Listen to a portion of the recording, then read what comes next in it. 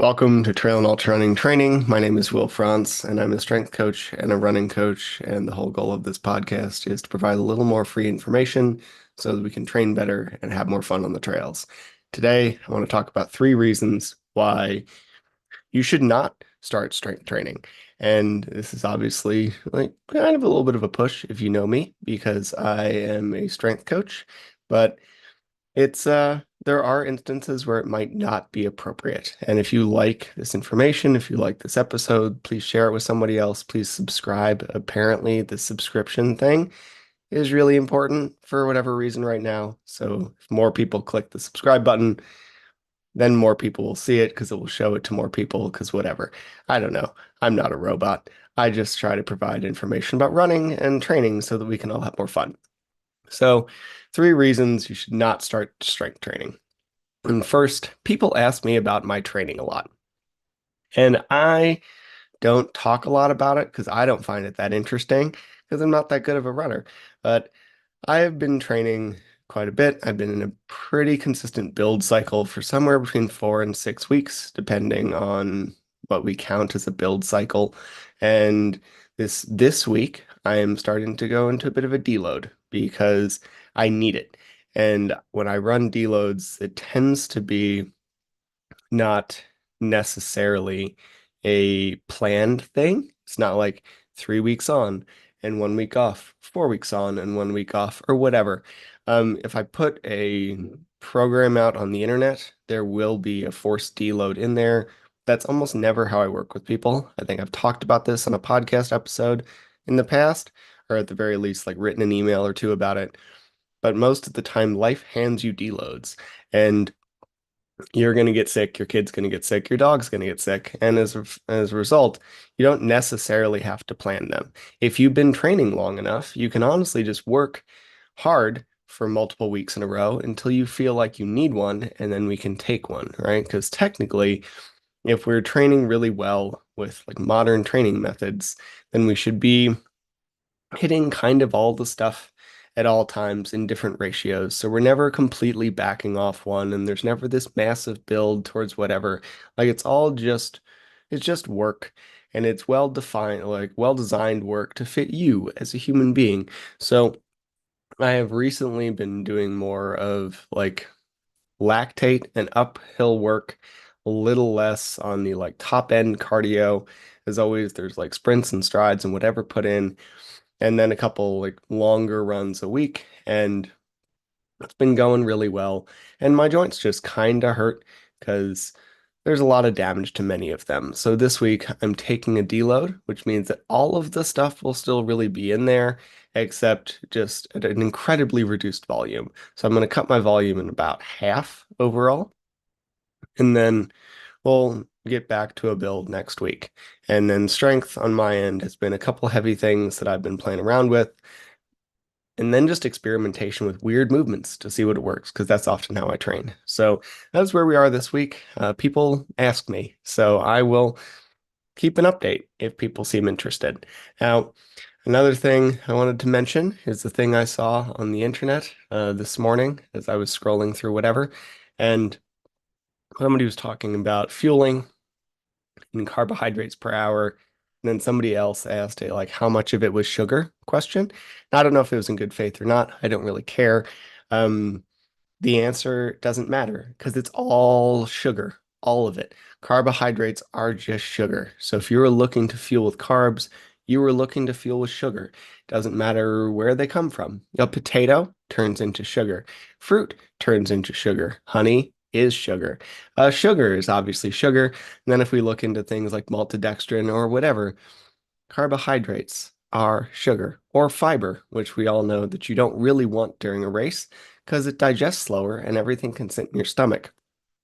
So if we're looking to fuel effectively, you were looking for sugar. Now, different people might need to get that from different places for whatever reason, but trying to pretend like you don't use sugar because you got your sugar from a potato is false. Carbohydrates are sugar. And Again, I don't know whether the question was asked in good faith, so it doesn't matter about this person. But there's like people are more scared of sugar than like my dog is of this podcasting curtain here, which is a lot. He's very afraid of this curtain, and people are very afraid of sugar. Which, if we want to go crazy something about something, maybe we should demonize alcohol. I'm not, for the record. I enjoy a little bit from time to time, but I don't have the best relationship with it. And some people have an objectively terrible relationship with it because it's poison. Sugar is food, and it's really easy to overeat food, but we should probably get our priorities in order. So when I hear a podcaster demonizing sugar and telling you it's going to fucking kill you, and then turn around and like sell a wine subscription service, it just I just can't. Anyway, sugar is fine. Don't eat it all day long if you're really sedentary, but if you're really active, do the thing and it'll be fine. Um, be responsible, eat fiber, eat a whole food diet, and if you eat sugar during your runs, then you're probably smart. Now, let's get to the point of strength training. And as I said earlier, I'm probably a bit of a hammer to a nail in this situation because I am a strength coach and I want to call out that bias before I get into this. Like I spend my days teaching people how to get stronger and lift weights in a way that helps them. So I understand that. But I do think that it is important, but I also think that there are like three instances where it might not be advisable for a particular person, depending where they are in their training, what their priorities are, etc. So, number one would be a professional athlete. And I'm not saying it's not important for professional athletes. So before you we like clip that or think it's like a thing. I absolutely think professional athletes need strength training, but like many things with professional athletes, everything is on like a razor's edge of performance and problems because they're performing at such a high level. And there's two considerations here when we're working at someone with of that level. One is like don't fuck up the juju, right? Like that's a real thing. Um, there's a magic to certain people and their training and their performance. And a lot of the time, when we have a professional athlete, there's just a thing that is there. And you don't want to mess with it too much. As a coach of a professional, it is very much like a guiding bumper lane on a bowling ball, letting the person do like guide the person towards the end goal without messing up the thing that makes them them.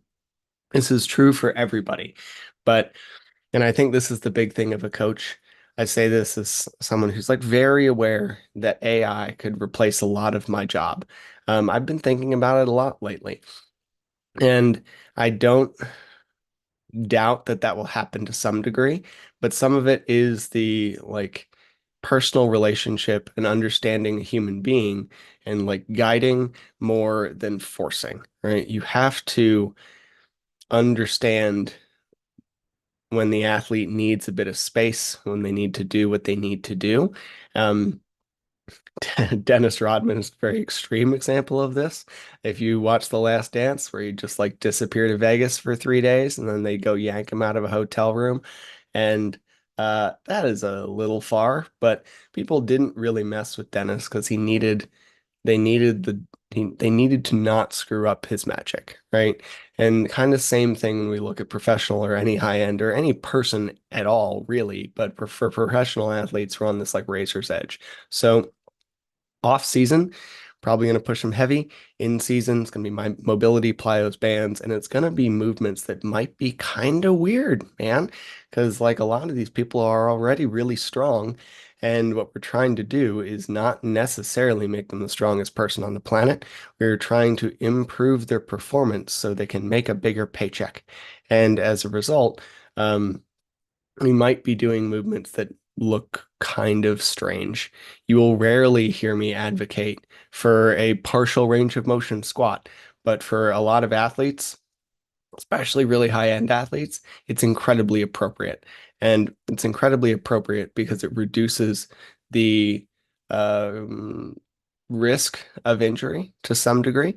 It's also very much more sport specific because every time you run, it is not a full depth squat. And then we can get that range of motion elsewhere while like loading the partial really heavy, right? So when we're working, if you're a professional or with working professionals, or if you're just kind of on this like upper end of performance, then strength training is performance or is important, but it looks kind of weird.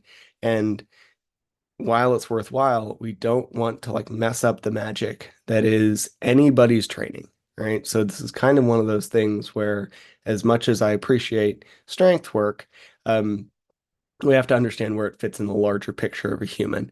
And this brings me to number two. Second reason why you might not do this is like all you care about is running and not like your future strength. And I don't say this like as a pejorative or to be mean or whatever. Um, I hung out in the punk community for a long time in my teens, and there's very much a like live fast, die young, leave a pretty corpse mentality of that. And I think runners get there sometimes too. And if that's genuinely you, that's great. Because if you don't really care how you move in your 70s and 80s, if you don't care that your shoulders are too weak to put a bag in an overhead compartment or that you can't pick up your grandkids, then that's fine. Um, no judgment, seriously. But we also need to realize that that is often what we're trading. Because as we age, it is much, much harder to build muscle mass. So, another thing when we look at professional athletes is their career often ends at maybe 40 if they're lucky, probably a lot earlier, right? So we're trying to maximize performance for a very short period of time. And then they could spend the next like 20 years getting really strong if they want to while they go on a speaking circuit. Look at Ryan Hall, great example of like someone who's completely shifted his body the other direction after performing really well at running. Now he's just jacked. And this is the person who's like lived both of these sides of life. And if we are looking at a human who doesn't care about performing, like, sorry, back up. If we look at Ryan, like he's a great example of someone who really only cared about one thing and trained to do that one thing. But because his career ended with a ton of life left, he was able to keep going. Most of us, like in some way, vision training and working and running fairly hard into our 50s and 60s. And by that point, we're seeing such a like degradation in muscle protein synthesis and ability to build muscle mass that we can't really run the same plan. You can't be do this when you're done because this ideally is just part of life. We run, we lift weights, we do things, we keep moving, we take care of kids and dogs and whatever. And it's just all part of the daily cycle that is like modern humanity. So if your plan is, well, I'll just do it when I'm 60, that's a bad plan because you're not going to build muscle mass easily there. And but if your plan is, I don't care at all what happens, I'm running, I'm not injured. And that's a key point as well. If you're injured a lot and you care about running, strength training would also be helpful because despite what some 12-week study shows that has no impact on performance, like studies are made for this type of data. And I've been on a tirade on this repeatedly, so I'm not going to go into it super here strong there, but it can take months, sometimes years of like very specific hard work to adjust movement preferences. If you've been moving the same way for 40 years and you want to move differently, then you're going to need to put in some like hard, consistent work, and that is not going to be well represented in a 12-week study. But if you're running and you're not injured and you don't care how you move in your 70s, then strength training might not be for you. But seeing as like an hour per week can help you make progress. And seeing as you almost certainly have an hour per week because you're like watching this and go look at your screen time, it will show you things that I hate looking at. Um, most and seeing as most people do really care about how they move in their 70s, even if they don't like to think about it, then we should probably do some lifting, even if it's not your favorite thing. But if you do not care about that and all you care about is running and doesn't matter what happens later, then cool. And then number three, and this is very real. you have a race in 6 weeks. Some people it might be a little shorter, some people it might be a little longer, but the point is you've been training for a year. So a very you've been training for a year and you've been working very hard. And this is your A race. And there's 6 weeks left and everything's going well and you feel good and it's like good to go. And suddenly somebody tells you you need to do strength training. So you go do that and it like messes up your entire thing. That's insane. As much as I think strength training is important, like just wait 8 weeks until you finish the race you've been training for and you've had a couple weeks to recover. That's it. Some people have been trying to get into Western states for years. They haven't been doing strength training. I don't necessarily think that's a great thing overall, but 6 weeks before Western States is not the time to fix that. 6 weeks before UTMB is not the time to start increasing your strength training or like adding or putting new modalities in. And we say the same thing about running. Like you shouldn't be doing anything really new at that point. Should be start just looking at a volume peak more than anything else. Like this is not the time to mess it up. So if you are going into a race, especially like we're looking at the start, it's almost August. As we're looking at the start of August, you're going into these fall races. Now might not be the time unless you're struggling with some injury, and then that should probably look more like what you might consider to be PT exercises or physio exercises. But if we're looking at heavy strength improvements and you have 6 weeks to a race that you really care about and you have not been doing strength training, now is not the time to add it. Personally, I cut it for people or I cut it down aggressively for people about 4 to 6 weeks anyway, or we swap to something that's much less aggressive. So make sure that you don't screw up your race goals just because someone who may or may not be me on the internet said that strength matters. Anyway, those are three instances where I don't think strength would be important or proper. I realize some of them might sound a little tongue in cheek, but I am very serious about all of them. If you're a professional and it's going well, then I think Eliud Kipchoge did like band work mostly. He didn't do a ton of weights. If you don't care about how you move in your 70s and all you care about running and it's going well now, or if you have a race in 6 weeks, and these are not necessarily the time to add things. But otherwise, I think strength training is really important. And if you agree and you don't know how to do it, or you don't know how to integrate it into your program, or you don't know whatever, and you want some advice, please like reach out to me. I would love to chat with you about it. I love talking about this stuff and it's fun. Anyway, I hope you have a great rest of your day and go have some fun on the trails. We'll be back soon with another one.